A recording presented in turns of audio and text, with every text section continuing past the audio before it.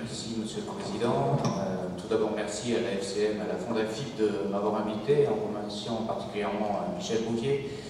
Je suis honoré d'être à cette table ronde et on arrive à ce moment du colloque où effectivement là, beaucoup de gens très compétents et beaucoup plus compétents que moi et beaucoup plus expérimentés ont très bien présenté tous les ensembles techniques du compte financier unique. Donc si vous le voulez bien, je vais prendre un angle un peu plus politique pour essayer de croiser justement avec ce que nous faisons et voulons faire à l'Assemblée nationale et les intérêts qu'il peut y avoir, puisque cette table ronde s'intitule « Chance ou risque ». Donc, de mon point de vue de député, je vois essentiellement deux grandes chances à ce CFU pour les finances locales. Et pas que pour les finances locales, vous le verrez. La première chance, c'est que ce CFU vient dans un contexte que je qualifierais de clarification des comptes publics. Et par clarification des comptes publics, je le détaillerai par une première notion qui est un meilleur partage de l'information, ça a été dit à plusieurs reprises, mais aussi un meilleur pilotage de l'information, et c'est cette première grande notion de clarification des comptes publics que je considère comme une réelle chance. La deuxième chance, ce sera finalement que ce CFU devient, et c'est là où le lien avec nos travaux à la Commission des Finances sont les plus affûtés, c'est que ça devient un véritable outil au service du politique. Je dis bien du politique, un outil pour faire de la pédagogie, un outil pour effectivement savoir expliquer et échanger autour des budgets, autour des comptes publics qui sont finalement rien d'autre, ce que je répète tout le temps pour le budget de l'État, que la résultante de politiques publiques votées et choisies. Donc première chance, un compte financier unique qui s'inscrit dans une clarification des comptes publics avec un approfondissement du partage d'informations. En fait, ça vient surtout combler une faille. Et moi, je suis ravi, en tant que rapporteur spécial de la mission qui s'appelle Gestion des finances publiques et des ressources humaines, dans laquelle sont intégrés plusieurs programmes, dont le programme 302 qui concerne spécifiquement la DGFiP, donc plusieurs personnes ici dans la salle. En tant que rapporteur spécial du programme 302, moi, je me réjouis qu'il y ait ce CFU et que ça puisse notamment permettre à la DGFiP de s'adapter et d'avoir un partage d'informations qui est essentiel et qui va avoir pour conséquence un partage entre le comptable public et les collectivités, mais je ne sais plus qui disait ça dans la table ronde d'avant, la notion d'anticipation que je partage totalement et qui me semble extrêmement importante aussi dans la relation comptable public-collectivité. Alors, un mot sur la méthode de l'expérimentation. Elle est non neutre et c'est un peu une spécificité. Alors, on n'a pas inventé les expérimentations dans cette nouvelle majorité, mais on essaye de le généraliser autant que faire se peut. Croyons à cette méthode-là. Ça permet de maîtriser un certain nombre de risques, puisque risque il y a dans la notion de cette table ronde. La méthode de l'expérimentation est à mettre en avant. Il faut aussi mentionner que ce CFU peut totalement s'intégrer dans le cadre de la transformation de l'action publique qui est menée en ce moment. Je fais un parallèle et une petite parenthèse. Il y a la mission Action et Transformation Publique qui est lancée avec un fonds de transformation et d'action publique qui s'appelle le FTAP de 700 millions d'euros pour le quinquennat, dont 200 millions d'euros en autorisation d'engagement sont déjà votés pour 2018. C'est extrêmement intéressant de mettre le CFU et ce fonds en parallèle, parce qu'il y a la même notion finalement d'investissement, il y a la même notion de repenser un processus pour avoir certes une meilleure efficacité, mais aussi des gains de coûts, des gains d'économie à la clé. Et ça, finalement, repenser des solutions, repenser l'efficacité, pas uniquement en rabotant, mais en repensant des processus, et notamment des processus de lien entre les parties prenantes, qui est le plus difficile et le plus compliqué. C'est innovant, c'est audacieux, c'est compliqué, et c'est ce qui est en train de se faire à travers ce fonds au niveau État, et je le mets en parallèle avec ce que le CFU va mettre en place à son niveau. Alors, moi je partage ce qu'a dit Philippe Laurent sur la relation entre ordonnateur et comptable public. Je crois qu'il ne faut pas qu'il y ait de tabou là-dessus. Moi je n'ai pas vraiment de religion là-dessus, mais je D'abord, je pense qu'il ne faut jamais avoir de tabou, c'est un principe. Et puis, je ne sais pas si quelqu'un a regardé, peu de gens regardent, c'est assez compréhensible, la commission élargie sur la mission que je rapporte, mais en fait le ministre de l'Action et des Comptes Publics, dont je crois que ce colloque est sous son patronage, s'est exprimé là-dessus et a dit qu'à titre personnel, pour les grandes collectivités, lui-même n'était pas opposé à supprimer cette distinction. Donc je crois qu'il faut savoir aussi entendre ce débat-là. Il ne s'est pas exprimé au nom du gouvernement, hein, et je ne suis pas son porte-parole, mais voilà, il faut entendre aussi certaines opinions à ce niveau-là. Moi, à titre très personnel aussi, je ne fais pas partie de ceux qui sont pour la suppression de la distinction. Je partage totalement l'avis, mais qui a été dit là pour le coup à plusieurs reprises, que ce n'est pas une fusion ou une suppression de distinction qu'il faut faire, mais bien davantage améliorer la mise en œuvre sans remettre en cause la distinction, et c'est exactement ce que le CFU a fait à ce niveau-là. Ne pas oublier aussi dans le contexte politique actuel que le comité d'action publique 2022 se tient en ce moment. Il a pour rôle lui aussi de repenser le rôle de l'administration dans chacune de ses missions et donc aussi celle de contact public. Donc, il faut bien remettre dans ce contexte-là global ce colloque et le sujet du compte financier unique. Alors, il va évidemment y avoir quand même une nouvelle conception des relations entre les deux agents que nous avons précités. Il va y avoir davantage d'échanges, c'est bien le but. Ils vont pouvoir travailler dans des buts différents mais avec le même outil. Ça, moi je crois que ça peut être que bénéfique, évidemment. Et puis, il va y avoir un nouveau rôle du comptable public, je crois, qui va découler directement de ce CFU avec un rôle davantage de conseil. Et ça aussi, ça me met la puce à l'oreille par rapport à ce qui a été fait ces derniers mois au Parlement, c'est essayer de transformer au maximum l'administration dans un rôle de conseil et pas uniquement de contrôle et de sanction.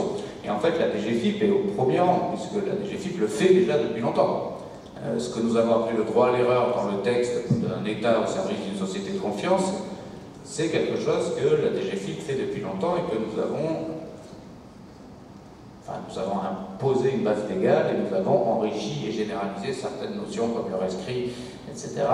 En tout cas, c'est la notion d'accompagnement, de conseil, davantage que de contrôle et de sanction.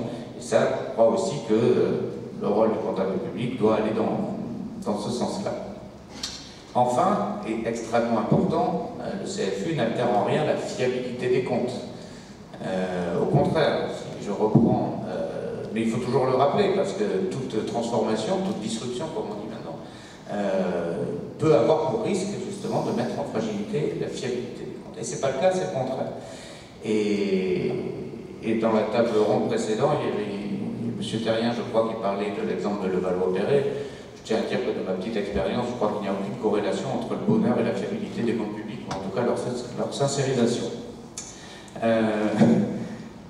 Donc, le compte financier unique ne met pas non plus en péril, bien sûr, la fonction de comptable public, on en a parlé, et il assure qu'il ne remet pas en cause le plus important pour moi, qui est la supervision de risque, évidemment, et la régularité des comptes.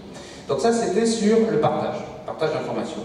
Au niveau du pilotage des finances publiques locales, dans le rapport que vous avez tous lu, je crois, donc de l'IGF et l'IGA, il y a un constat qu'il y a un écart de plus de 55 000 entre le nombre de comptes administratifs et le nombre de comptes de gestion. Donc c'est cet écart-là qui démontre la faille dont je parlais en introduction. C'est combler une faille. On le trouve dans la raquette, on appelle ça comme on veut, mais c'est cette consolidation qui est donc nécessaire.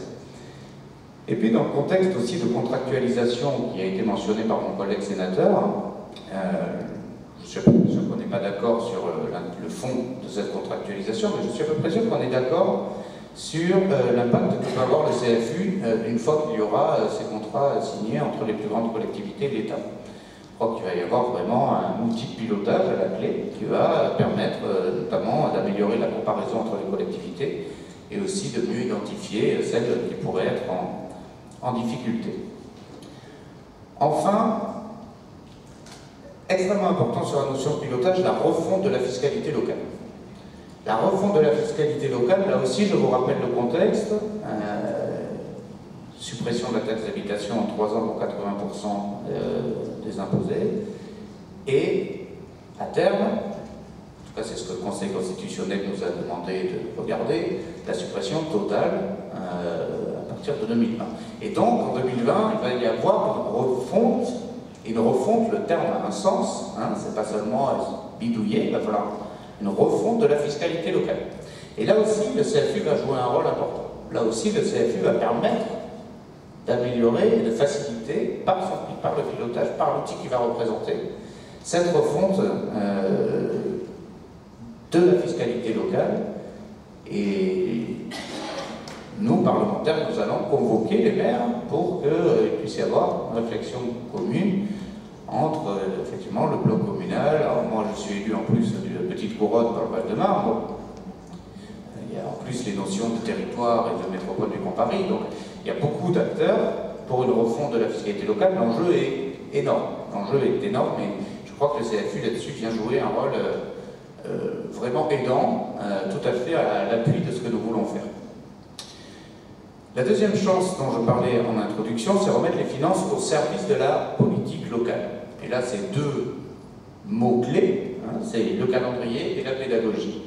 Modification du calendrier budgétaire local pour une meilleure gouvernance. Là aussi, le miroir avec ce que nous faisons à l'Assemblée nationale pour repenser la procédure budgétaire est tout à fait symbolique. À l'Assemblée nationale, vous le savez, nous votons un projet de loi de finances à peu près en 71 jours et nuits, et puis nous votons une loi de règlement au mois de juin en 3 quarts d'heure. Voilà. Moi, je viens du monde de l'entreprise, je crois qu'il y a beaucoup de gens sans venir du monde de l'entreprise partagent ce constat que voter des prévisions pendant 3 mois et voter le passé pendant 3 quarts d'heure, c'est pas forcément quelque chose d'idéal, d'efficace, et qui permet de revoter correctement les prochains budgets à venir. Donc ce que nous faisons à l'Assemblée nationale, c'est que nous sommes en train de pousser, et là c'est pas quelque chose de partisan, puisque je le fais avec le président Éric Woerth, donc c'est tout à fait œcuménique, pour inverser les temps. Inverser les temps, beaucoup plus de temps de contrôle. On va faire un printemps d'évaluation dès cette année. On pousse pour avoir 2 semaines en juin qui vont permettre 2 semaines de commission d'évaluation de politique publique pour que les commissaires aux finances puissent voter une loi de règlement en connaissance de cause. C'est-à-dire je vote un seul de l'année N-1 en ayant compris comment les crédits ont été utilisés, ce qui n'est pas le cas aujourd'hui. Et comme ça, effectivement, à l'automne, on fera un PLF raccourci, mais en ayant compris ce qui s'était passé les années d'avant. C'est assez simple sur le papier. On n'est pas les premiers à l'avoir inventé. On a discuté longuement avec des personnes très expérimentées, des anciens rapporteurs généraux du budget, mais on avance. Déjà, si on arrive à faire ce printemps d'évaluation, ça sera une très belle avancée. Donc ça, le calendrier, vous le voyez au niveau local, c'est tout à fait équivalent comme réflexion. Et moi, je pense plutôt comme vous, monsieur, sur la table ronde précédente, que le vote du compte financier doit intervenir avant le budget productif, pour que ça prenne tout son sens là-dessus. Mais c'est un débat qu'on peut avoir. Enfin, compte financier unique, vecteur d'explication des politiques publiques, de pédagogie. Alors ça, c'est vraiment une bataille personnelle que je mène à l'Assemblée nationale. Je suis convaincu que les citoyens... alors on peut faire toutes les lois qu'on veut pour faire regagner la confiance dans la vie publique et dans les hommes politiques, mais franchement, s'il y a bien une chose qui fonctionne, c'est de comprendre comment sont utilisées les deniers publics. Vous permettez aux Françaises et aux Français de comprendre comment utiliser l'argent public, vous verrez que tout de suite, déjà, il y aura beaucoup plus de confiance entre nous. Et je sais que les maires sont beaucoup moins touchés en général par cette rupture de confiance, mais quand même, ce qui peut permettre au niveau local de compréhension et de pédagogie pour ses administrés permet de rétablir tout simplement le consentement à l'impôt et donc un lien de confiance évident entre les élus et leurs administrés. Et ça, c'est quelque chose pour lequel je milite, notamment dans mon rapport spécial. Voilà, il faut bien communiquer également là-dessus. Il y a beaucoup de choses qui se font et qui existent que les citoyens ne connaissent pas. collectivité-locale.gouv par exemple, qui est un très bon site où personne ne va. Je le dis toujours, dites-le autour de vous. C'est pas quelque chose d'aride. Non mais voilà, il y a des applis qui sont formidables. Dites à tout le monde de télécharger Budgetech. Enfin, et c'est pas quelque chose d'aride et entre initiés, c'est quelque chose qui est déjà bien vulgarisé. Et évidemment que le CFU va encore plus dans ce sens-là et qu'il faut saisir cette opportunité pour dire faisons-en de la pédagogie et permettons à tout le monde de le comprendre. Voilà, donc un outil, le CFU, de grandes chances, selon moi, des risques qui sont identifiés et à maîtriser. Donc, prenons le CFU pour ce qu'il est, c'est-à-dire un outil de meilleure compréhension des finances publiques locales au service de politique publique assumée. Voilà, je vous remercie. Merci beaucoup de votre intervention qui a notamment le grand intérêt de mettre en relation le chantier